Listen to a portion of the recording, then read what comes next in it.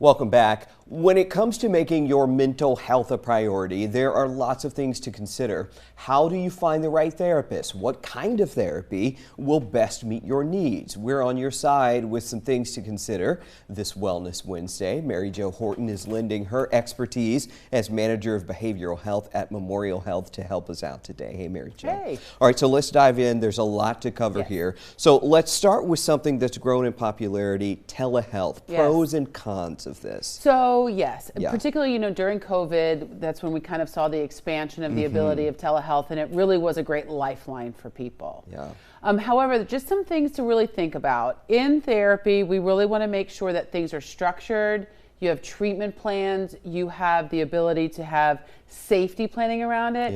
And sometimes in telehealth, particularly some of these like apps or services that do not rely on that, it's almost kind of like a therapist on demand. I worry that we're really not accomplishing goals. And are they meeting the guidelines and ethics? Right. So in private practice and practice with groups, you're going to have supervision, you're going to have ethical consultations, you're going to have a lot of things that are going to safeguard you around somebody who may not be performing ethical services.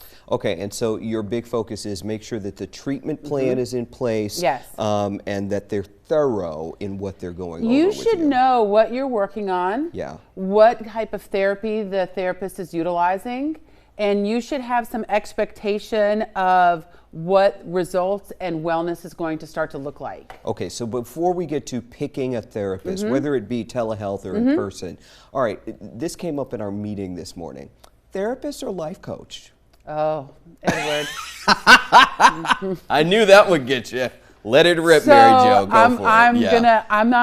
I'm gonna be very compassionate to life coaches. I'm sure they serve a great function. Yes. However, to be a licensed therapist, we have gone through school and supervision and licensure and ongoing education.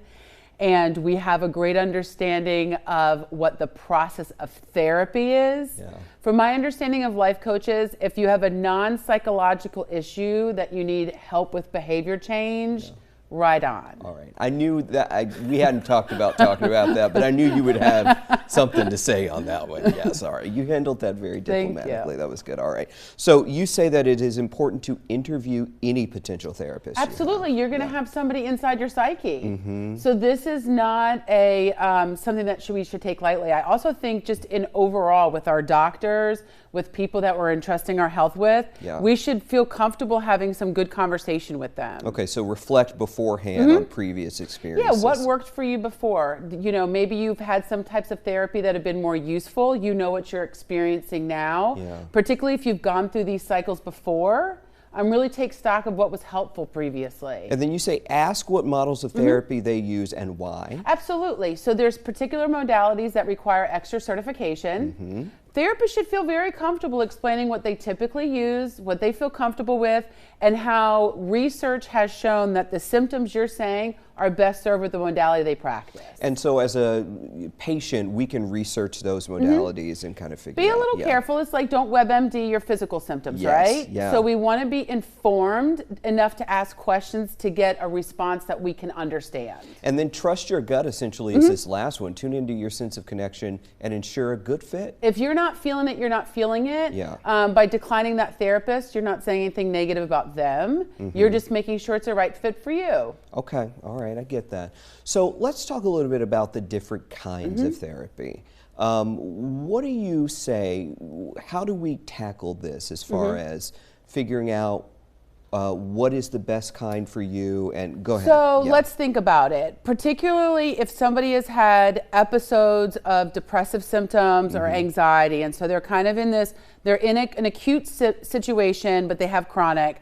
then you're really going to look for therapies that are going to have a psychoeducation part, a therapy that's going to have a teaching part and a practice. I love that you say reflect on how you learn. Yes. Yeah. Some people are very structured. They want the science behind something in practice. Some people like more interactive or integrative or experiential therapy. And so rely on what you know to be true for you. Going back to what you said about be cautious about internet research. Yes. When people show up and they tell me all of the therapies they've learned about, I just pause and say, let's go back to tell me what you need to feel better. Okay. All right. Challenge yourself to try At the end of the day, making an effort to be well is progress. It should be celebrated.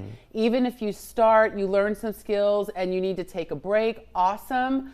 I encourage everybody just to say, let me give it a try. Yeah. And that in and of itself is progress, and more positive experiences are going to learn, move to more opportunities for change. Just give it a try. Give it a try. All right. Let's talk about one thing, and they want us to wrap, but I want to get this in. Okay. Because people go to therapy, and I have been this person, and you're Yes. like, okay, I'm in the room, fix me. Right, so But there's here's more the to deal. do. Yeah. Therapy is best served in practice afterwards.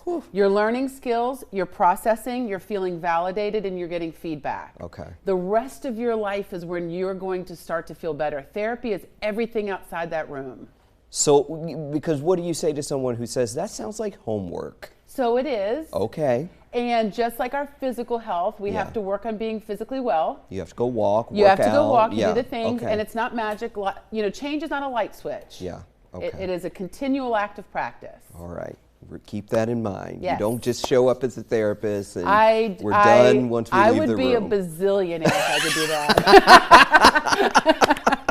That would be a neat trick, wouldn't it? Yeah, okay. A bazillionaire. All right, Mary Jo, thank you so much. And everybody, of course, always, you can find these segments on WSAV.com/Wellness Wednesday.